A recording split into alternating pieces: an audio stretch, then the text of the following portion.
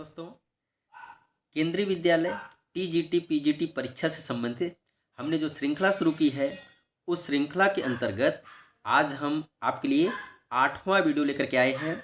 इससे पहले हमने 100 प्रश्नों की एक श्रृंखला, एक पेपर समाप्त कर लिया है। हम दूसरा पेपर सॉल्व कर रहे हैं। उसके अंतर्गत हमने अभी तक 45 प्रश्नों को सॉल्व किया है। आज हम इस वीडियो में प्रश्न संख्या 46 प्रश्न संख्या 46 से शुरू करेंगे। हमने पिछले वीडियो में आपसे एक प्रश्न पूछा था। प्रश्न था तुलसीदास की भक्ति का स्वरूप क्या है। तो उसका जो सही उत्तर है वह है दास्य भाव। आइए वीडियो की शुरुआत करते हैं। आज का पहला प्रश्न है, इनमें से कौन सा ग्रंथ तुलसी द्वारा रचित नहीं है। प्रश्न संख्या 46, इनमें से कौन सा ग्रंथ तुलसी द्वारा रचित नहीं है। पहला विकल्प है गीतावली, दूसरा विकल्प है दोहावली, तीसरा विकल्प है विनय पत्रिका और चौथा विकल्प है रस मंजरी। यह जो प्रश्न है, यह प्रश्न पीजीटी परीक्षा 2016 में पूछा गया प्रश्न है। प्रश्न पुनः सुनिएगा, इनमें से कौन सा ग्रंथ तुलसी द्वारा रचित नहीं है। तो इसका जो सही उत्तर है वह है रस मंजरी। आगे बढ़ते हैं। प्रश्न संख्या 47। प्रश्न संख्या 47 में पूछा गया है, इनमें से कौन सा महाकाव्य अवधि में लिखा गया है। अर्थात निम्नलिखित में से कौन सा महाकाव्य ऐसा है जिसको अवधि में लिखा गया है। पहला विकल्प है प्रियप्रवास, दूसरा विकल्प है साकेत, तीसरा विकल्प है रामचरितमानस और चौथा विकल्प है रामचंद्रिका। यह जो प्रश्न है, यह प्रश्न एनवीएस पीजीटी परीक्षा 2011 में पूछा गया प्रश्न है। प्रश्न पुनः सुनिएगा, इनमें से कौन सा महाकाव्य अवधि में लिखा गया है। जिसका जो सही उत्तर है वह है रामचरितमानस, अर्थात श्री रामचरितमानस। आगे बढ़ते हैं। प्रश्न संख्या 48। प्रश्न संख्या 48 में पूछा गया है, कविप्रिया के रचनाकार का नाम बताइए। अर्थात कविप्रिया किसकी रचना है। पहला विकल्प है देव, दूसरा विकल्प है केशव, तीसरा विकल्प है पद्माकर और चौथा विकल्प है घनानंद। यह जो प्रश्न है, यह प्रश्न केवीएस पीजीटी परीक्षा 2012 में पूछा गया प्रश्न है। प्रश्न पुनः सुनिएगा, कविप्रिया के रचनाकार का नाम बताइए। यह जो प्रश्न है, इसका जो सही उत्तर है वह है केशव। तो कविप्रिया किसकी रचना है, केशव दास की।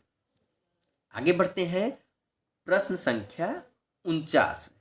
प्रश्न संख्या 49 में पूछा गया है कि इनमें से जगन्नाथ दास रत्नाकर की कृति छांटिए। अर्थात निम्नलिखित में से कौन सी रचना जगन्नाथ दास रत्नाकर की है।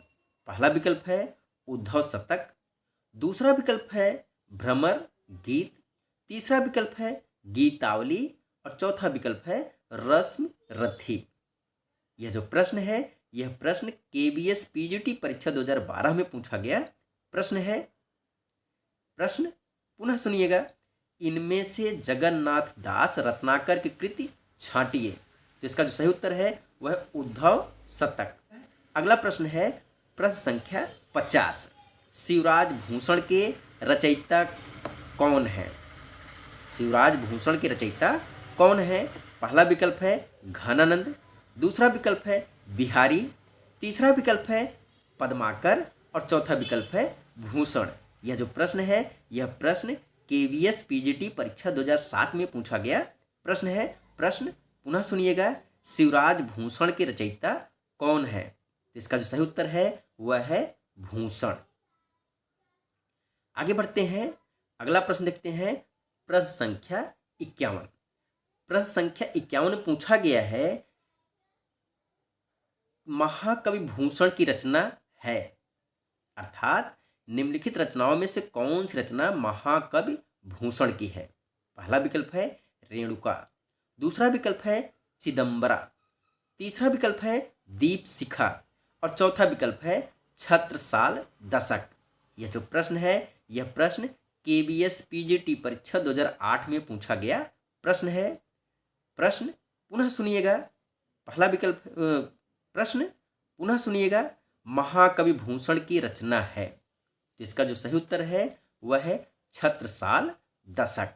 इसका सही उत्तर है छत्रसाल दशक। आगे बढ़ते हैं प्रश्न संख्या 52।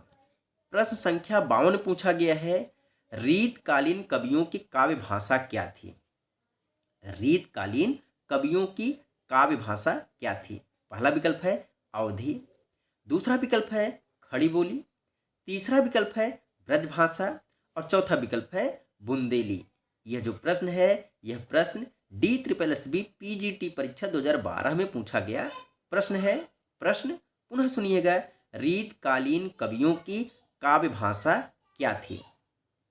तो इसका जो सही उत्तर है वह है ब्रज भाषा। रीतकालीन कवियों की काव्य भाषा क्या थी? ब्रज भाषा। आगे बढ़ते हैं प्रश्न संख्या 53।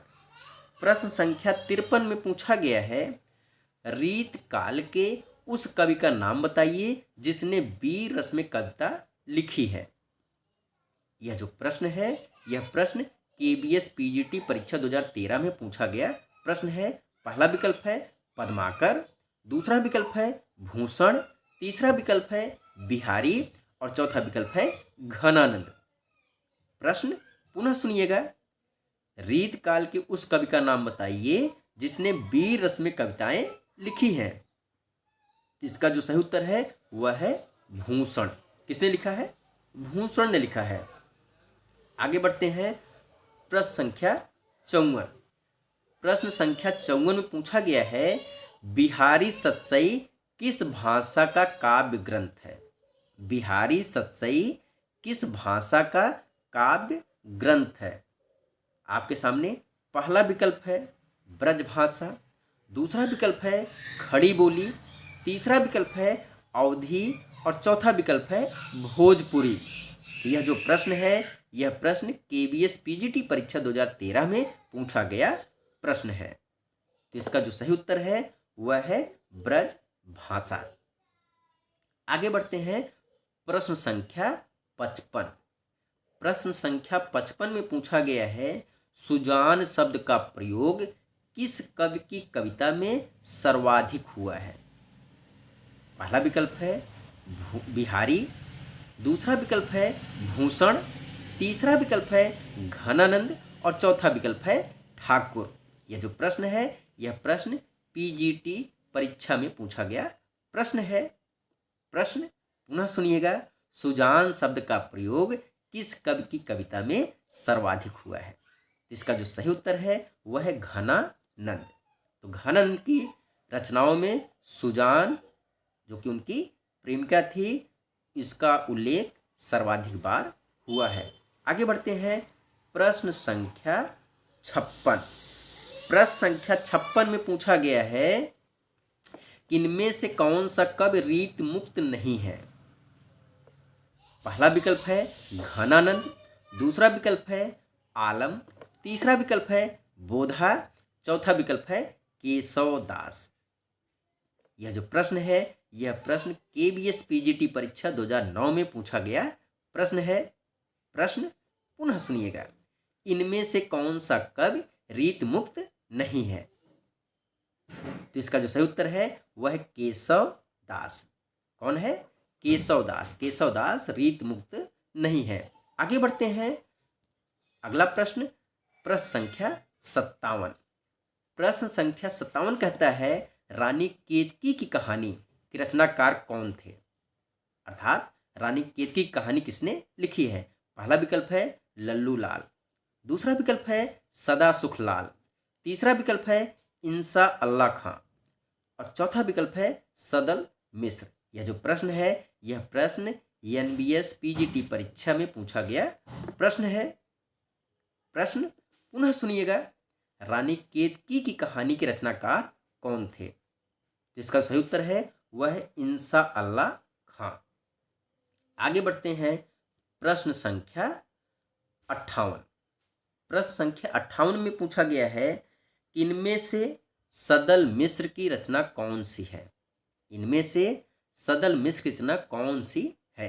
पहला विकल्प है रानी केतकी की कहानी, दूसरा विकल्प है प्रेम सागर, तीसरा विकल्प है सुख सागर, चौथा विकल्प है नासकेतोपाख्यान।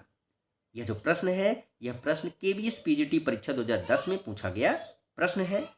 प्रश्न पुनः सुनिएगा, इनमें से सदल मिश्र की रचना कौन सी है? तो इसका सही उत्तर है वह है नासकेतोपाख्यान। आगे बढ़ते हैं प्रश्न संख्या 59। प्रश्न संख्या 59 में पूछा गया है सत्यार्थ प्रकाश। सत्यार्थ प्रकाश के लेखक का नाम क्या है? पहला विकल्प है स्वामी दयानंद, दूसरा विकल्प है स्वामी श्रद्धानंद, तीसरा विकल्प है स्वामी विवेकानंद और चौथा विकल्प है केशव चंद्र सेन। तो यह जो प्रश्न है यह प्रश्न एनबीएस पीजीटी परीक्षा में पूछा गया प्रश्न है। प्रश्न पुनः सुनिएगा, सत्यार्थ प्रकाश के लेखक का नाम क्या है? इसका जो सही उत्तर है वह है स्वामी दयानंद सरस्वती। आगे बढ़ते हैं प्रश्न संख्या 60।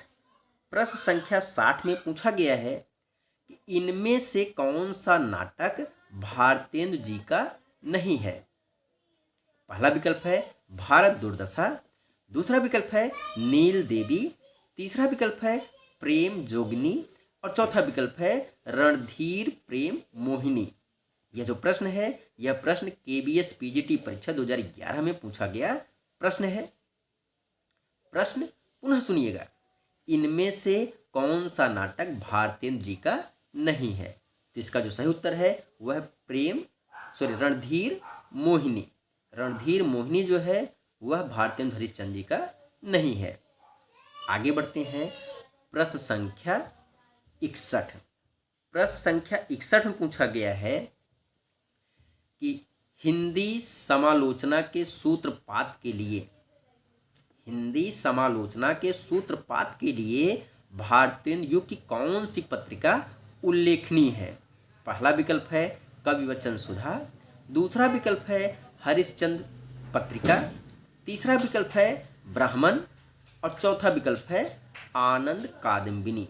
यह जो प्रश्न है यह प्रश्न केबीएस पीजीटी परीक्षा 2012 में पूछा गया प्रश्न है। प्रश्न पुनः सुनिएगा, हिंदी समालोचना के सूत्रपात के लिए भारतेंदु युग की कौन सी पत्रिका उल्लेखनीय है?